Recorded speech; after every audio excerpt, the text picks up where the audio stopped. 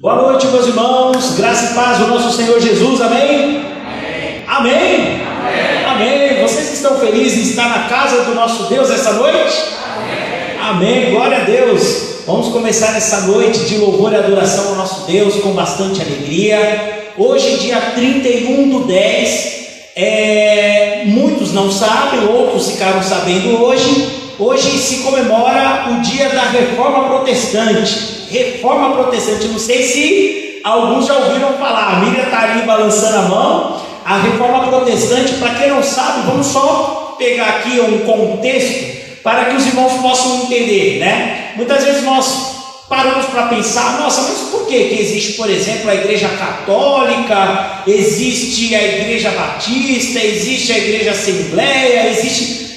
Onde tudo começa? Qual foi o tempo na história em que aquela igreja ali de Atos, dos apóstolos, ainda ali no primeiro século depois de Cristo, como é que dela começam a surgir várias vertentes cristãs? Começa o seguinte, a partir ali do terceiro, quarto século, aliás, entre o segundo e o terceiro século depois de Cristo, a igreja, de Cristo, a igreja já chamada cristã, ela começa a sofrer perseguições do Império de Roma. Então o Império de Roma começa a perseguir a igreja cristã, os cristãos.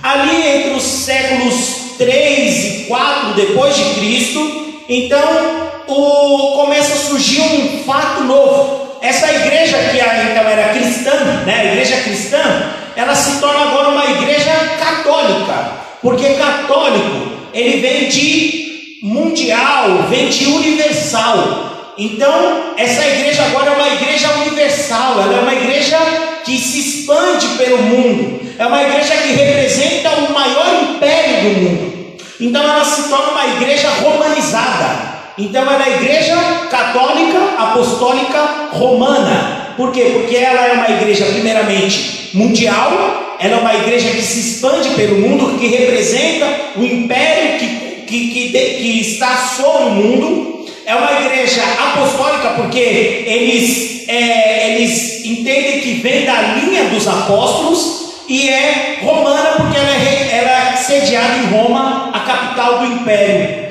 Então, começa-se ali a romanização do cristianismo.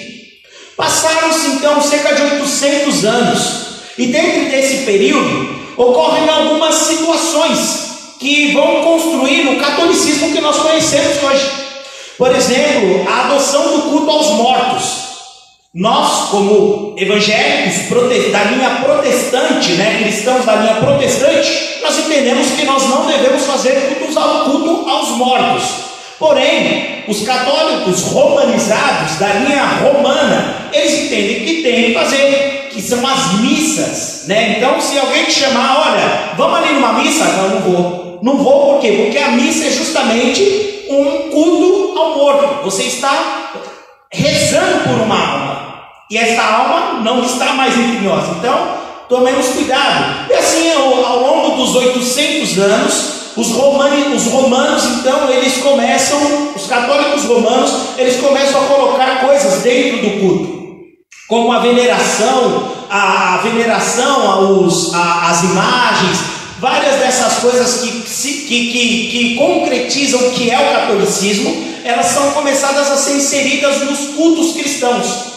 Pois bem, até aí a história vai mostrando que eles já estão começando a ir para um caminho errado. Porém, ali a partir do mais ou menos do século 10 depois de Cristo, começa um movimento de indulgências. O que é um movimento de indulgências?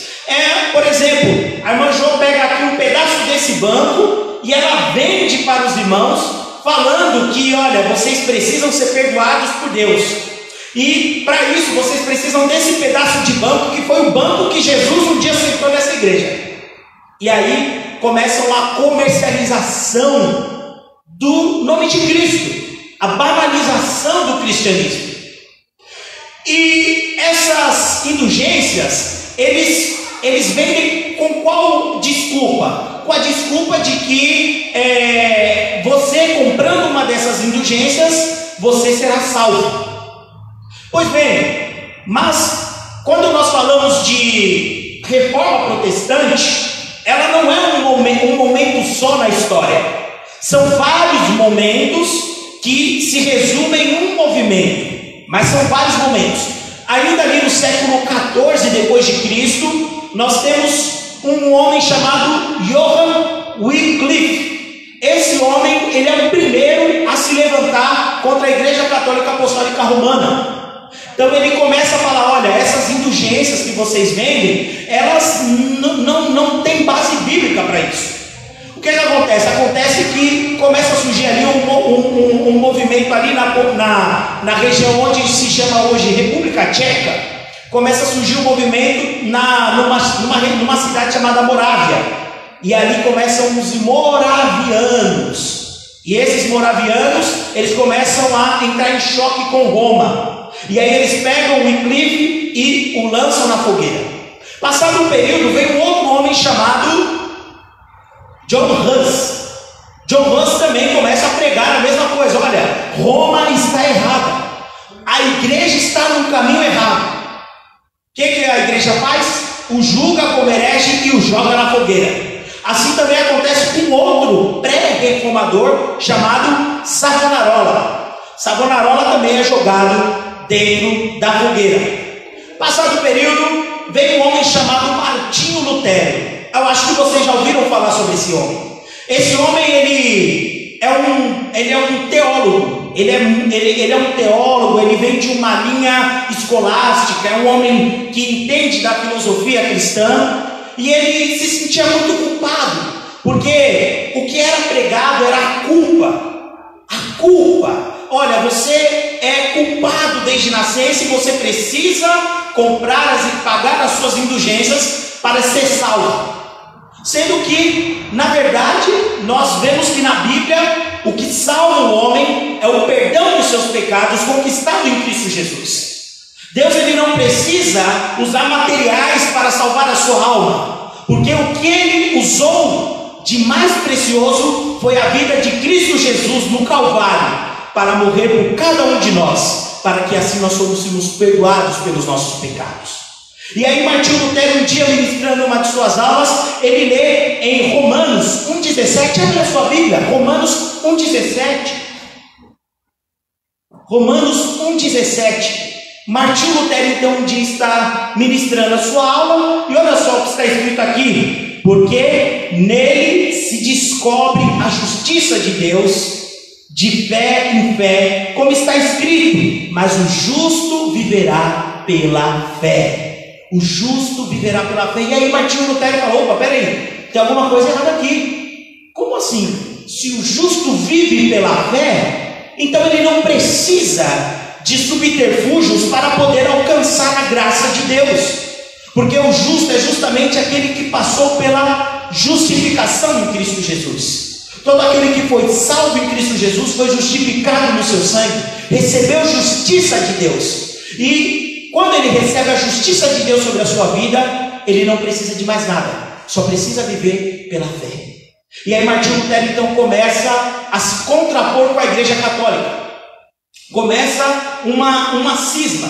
Em 1823, em 1817, então Martinho Lutero, ele coloca no fundo da igreja, da sua igreja, da sua paróquia, ele coloca lá um texto com 95 teses. 95 teses de Martinho Lutero, aonde que ele fala uma por uma sobre a salvação ser pela graça em Cristo Jesus. Pois bem, assim o Papa de Roma, então ele manda uma bula papal para que ele pare de pregar sobre a salvação pela graça e volte a pregar o que é o catolicismo romano. Pois bem, Martinho Lutero, em praça pública, ele queima essa bula papal. Queimar uma bula papal é o equivalente a você pegar uma intimação judicial e rasgá-la no meio e não cumprir com essa intimação judicial. É mais ou menos isso.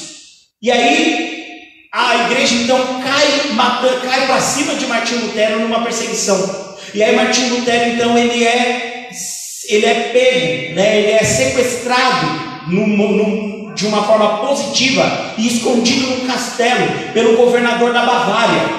E ali ele pode então começar a escrever toda a sua tese sobre a salvação pela graça. E enquanto ele está escondido num castelo, ele compõe uma canção que daqui a pouco nós entoaremos aqui, que é o hino 323 do cantor cristão, Castelo Forte. E aí Martinho Lutero compõe todo o seu trabalho teológico, e assim os irmãos então eles começam a receber esse trabalho teológico, falando que a salvação é pela graça, que a salvação não vem por obras, mas vem pela fé em Cristo Jesus. Passados alguns anos surgem outros nomes, como João Calvino, Zwinglio, vários nomes surgem nessa história. Mas onde é que os batistas começam a surgir aí? Samuel, nós somos reformados ou não somos? Irmãos, nós não somos propriamente reformados, apesar de existir alguns aspectos da reforma protestante, das reformas que surgem, porque não é só uma reforma, mas são várias as reformas, porque são grupos que vão surgindo ao longo dos anos, apesar de termos características, como por exemplo a questão da Bíblia como única autoridade suficiente para falar em nome de Deus, o sacerdócio individual, nós não precisamos de interlocutores diante de Deus, nós precisamos somente de Cristo Jesus como o único e suficiente interlocutor diante de Deus. Apesar disso, nós não somos propriamente reformados. Nós surgimos ali entre o século 17 o século 17 depois de Cristo. Nós surgimos na Inglaterra. A Inglaterra está passando por um momento ali de dificuldades, ali de perseguições, de um conflito entre anglicanos e católicos romanos. E no final das contas sofre para um grupo chamado de anabatistas. Os anabatistas então eles sofrem perseguições. E dentro desse grupo de anabatistas surge então um primeiro grupo chamado batistas particulares. Aí eles vão para a Holanda, eles se refugiam na Holanda.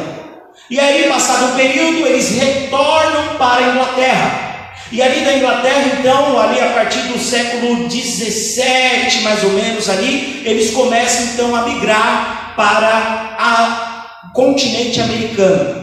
E aí, o restante depois disso tudo é história.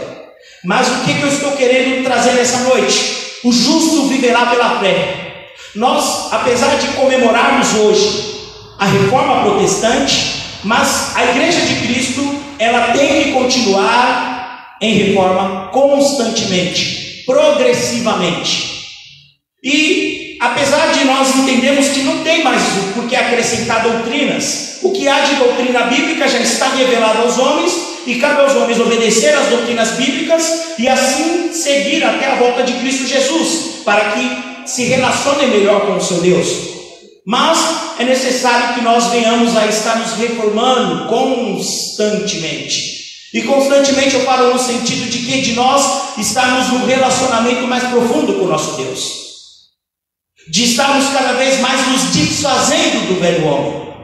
O justo viverá pela fé. Ele vive pela fé no sentido de ser único e exclusivamente dependente de Deus. O justo, ele é salvo pela fé em Cristo Jesus. E Deus ele não lhe coloca nenhuma contrapartida, antes lhe dá toda a liberdade de conhecer o amor de Deus em sua vida, ou de simplesmente renegar esse amor, por que não? Mas irmãos, nós como Igreja de Cristo precisamos estar em constante reforma. Se a sua vida está totalmente estabilizada, se você não tem motivos para poder se aprimorar, se você não tem motivos para buscar a Deus, para viver um relacionamento verdadeiro com Deus, cada vez mais profundo com Deus, desculpa, mas você está equivocado. É preciso vivermos em santidade, é preciso buscarmos a Deus incessantemente em nossas vidas, porque essa é a Igreja de Cristo que será triunfante, subirá aos céus. Enquanto esse dia não chega, nós vamos nos aprimorando, buscando ser santos, assim como o nosso Deus é um Deus santo, buscando viver em paz uns com os outros, buscando viver em reconciliação, buscando trazer edificação para o nosso meio, e assim Deus será exaltado através da nossa igreja. O justo viverá pela fé. O justo vive pela fé em Cristo Jesus. E vocês não precisam de pessoas orando por vocês. Vocês não precisam de materiais, comprar terreno no céu. Vocês não precisam de nada disso, porque o preço já foi pago na cruz do Calvário. E ninguém nos separará do amor de Deus. Amém?